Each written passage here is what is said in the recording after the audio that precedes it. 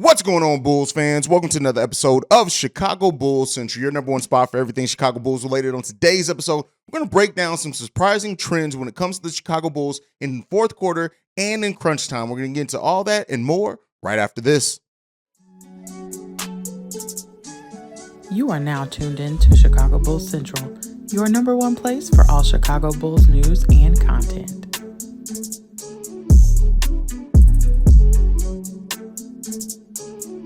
All right, Bulls fans. So, one of the things that defined the Chicago Bulls last season was how good they were, or specifically DeMar DeRozan was in clutch time and in fourth quarter specifically. The Bulls were a team that when things got down the stretch, when in clutch games, which clutch games are judged based off the game being within 5 points with 5 minutes or less left on the clock. So in clutch games last season, the Chicago Bulls had a record of 25-16. They had an offensive rating of 121.7, which was good for third in the league at that time. Their defensive rating during those clutch games as well was 106.4, which was good enough for 13th in the league, and they had a net rating of plus 15.3, which is really surprising when you look at the Bulls overall having a negative net rating overall last season. Now, that has drastically changed this season so far for the Chicago Bulls. Just go over the raw numbers. It's only been 13 games played, but 6 out of those 13 games, so almost half of them, have come down to clutch time, with it being within 5 points within the last 5 minutes of the game. And where the rankings are different at is that the offensive rating for the Bulls are 88.7, which is good for 27th in the league. And their defensive rating is 135.1, which is 29th in the NBA. They also have a net rating of negative 46. They are being outscored in clutch moments by 46 points. Now, that has been inflated a little bit with like a blowout to the Cavaliers and things like that. But that is highly, highly concerning for a team that is just hasn't seemed like the one thing about the Chicago Bulls team so far this season is they've been in every game. They faced some really good competition, and whereas last season they really kind of got blown out by the better teams in the NBA, they've been in those games this season. But they are playing much worse in the fourth quarter, in clutch time. And so that is one of the biggest concerns here with the Chicago Bulls early in the season. Now, to look at the shooting splits with that, last season in clutch moments, the Bulls had a field goal percentage of 48%, which was good enough for third in the league. So far this season, they have a field goal percentage of 39.5% overall from the field, which is good for 21st in the league. Their turnover rate last season was fourth best in clutch moments in the league with 9.2%. So far this season, 13.2%, 21st in the league. They are dead last in opponent field goal percentage in clutch moments, which their opponents are shooting 61% in clutch moments. Listen. This is not a good sign and good trend. Now, luckily, before we pull the sky is falling lever or anything like that, let's be clear. It's early in the season. There's going to be some regression to the mean, or in this time, improvement to the mean, hopefully. But it just seems like the Bulls do not have that same punch that they once had in fourth quarters of games. And I, for one, am looking at, and I know not everyone feels the same way, right? Some of this is on the players, because the players, especially when you look at the turnover rate, that is something that they have to get together. It's something that we talked about yesterday. They have to play better defense. They have to hold on to turnovers. They have to shoot the ball better. All that is represented in these stats that we have here so far. But with that being said, I still lay a lot of this on Coach Billy Donovan. When you look at some of the decision making in clutch moments of games, it really seems like Billy Donovan is almost resigned to just allowing the magic of DeMar DeRozan to really get to work. And when you look even like in that Pels game, that design play that was drawn up, right? That seemingly, I know the Bulls needed 3 points, but it didn't seem like it was a well-designed play. Now, that's gone on in other games as well.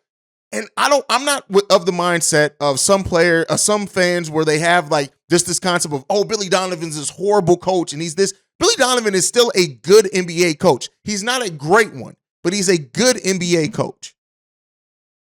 But some of this decision-making down the stretch, while the players do have definitely their part in it and they should be held accountable for that, some of this needs to be laid at the feet of the coaching staff overall, right? even if we don't want to just say Billy Donovan. The schemes, the defensive scheme, you can say, and some people will say in the comments and say, hey, it's execution. The players aren't executing. But if you're watching the game and you're seeing this, the schemes are just, they leave a lot to be desired, both offensively and defensively so far in this season. Now, do I think that the Bulls can definitely fix it? I do. And while I'm not blaming everything on with the Bulls starting the season 6-7 on just the coaching staff or just these clutch moments, because one could say if the Bulls played better over the course of the full game, they wouldn't even be in clutch moments where the game is that close with the last 5 minutes left. But there is something going on here with this team that they just don't have the same. Now, I know the East has improved, teams have improved, things like that. But these are execution pieces of the game that are just falling. And when you look at decisions from Billy Donovan, like not having Patrick Williams out there who played really good defense on Brandon Ingram. Brandon Ingram shot the ball 20-something% when Patrick Williams was guarding him. When you look at those decision makers, when you look at, and I know a lot of Bulls fans talk about the small ball and blame that on Billy Donovan. I am more realistic. I know that that's a design of the quality of the roster. Our best players are all guards when it really boils down to it, and Billy Donovan is putting the best players on the court generally. But something has to give. I'm not necessarily saying at this point a move has to be made or something like that. I still think that the Bulls don't make a huge move during the course of this season. I know a lot of Bulls fans think, oh, well, when the Bulls trade Kobe White, it's not likely to come there, fellas. It's not likely to come for a player that had an up and down inconsistent season, and so far this season has been playing worse than last season. So when you look at what improvements have to come from the Chicago Bulls, you have to look internally first. I know the Anthony Davis trade rumors and the rumors you can move Kobe and the rumors you can move this are all easy and they make it feel like, okay, the Bulls can do this and start getting on the right path. It's not likely to happen when you look at what some of these assets, what some of these teams may want in assets, what assets the Bulls do have to trade, and how those assets have performed thus far in the season. You can talk all day about cutting Tony Bradley. All right, we can bring in somebody who's not signed to a current roster right now, but then why are they still a free agent? While I do think Carmelo can definitely help this team out in some areas, you still have to look at that. Bulls fans, oh, well, you can trade DJ, you can trade Kobe, package him with the Portland pick, but guess what? This Bulls team, for a team that's given up a lot of first-round picks, is not likely to give up a chance to have a first-round pick that is going to be right outside the lottery. So what this team has to do is the improvements. And the reason why I do talk about the coaching staff so much is because that is something that you can improve. You can improve and make better game plans. You can improve and come up with better defensive schemes. You can improve and come up with better clutch time plays, actually drawing up plays rather than just thinking it's going to be DeMar DeRozan working his magic like he has so much last season. We came into the season saying that hopefully the team is playing better to where DeMar DeRozan doesn't have to do that and put the team on his back. And isolation ball, I'm telling you right now, especially with the way that we play isolation ball, there are some teams that go into isolation and guess what? Their players still move without the ball. For some reason, during clutch moments, when we go into isolation, the other players are just watching. They got the best seats in the house. It's the internal improvements that need to come from the Chicago Bulls to improve the standing of this team. And I don't necessarily mean standing in the Eastern Conference standings. I mean standings in these stats, standings in the way that they are looked at, standings in the way that they play. This team has to look at themselves and figure out what the fuck are we doing? And again, excuse me for my language. I'm trying my best not to curse as much on this podcast as what I used to. This team is having some serious concerns, right? And while I'm not a member of the Sky is Falling's Bulls Nation, right? I'm a very still realistic member of what this team needs to do. And the quality of this team is still a better team than last season. There's still a team that is playing better largely than last season. But we have to figure out how, when the game is tight, when the game is close, to keep up our defensive intensity, shoot the ball better for one, right? That's a big part of this as well. The Bulls, the scoring droughts that we go through are mind-boggling because it's not like it's just a little score. Like every team sometimes goes in a game or two or on a stretch where they can't score in 2 or 3 minutes, but we're looking at the Bulls 5, 6 minutes plus of not being able to score while the other team is still being able to score the ball. These are things that this Bulls team needs to work on. These are things that this Bulls team needs to go in and try to figure the hell out, because if we don't, it's going to be a long season. The East has improved very much so. And while we keep getting into these close games, while we keep getting into these moments of needing clutch baskets, clutch defense, things like that, the Bulls are not performing in the clutch like we have come to be accustomed to last season.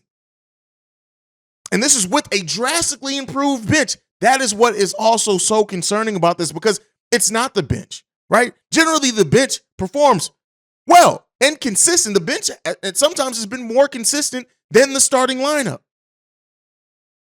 So we need to hold our starters accountable. We need to hold our $200 million plus player in Zach LaVine accountable for stepping up and playing better. Zach LaVine had a really good first half against the Pelicans.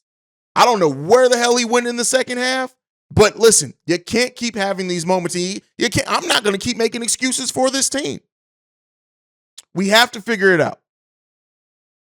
When you rely on a 33-year-old player who, while still 33, yes, which is older in the game of basketball, not in life, but a 33-year-old player in DeMar DeRozan, when you are in clutch moments, in tight games, basically relying on him to just work magic and not have a game plan, listen, that magic dust wears off at some point in time. And that's not to say that DeMar is all of a sudden this bad player. He's not.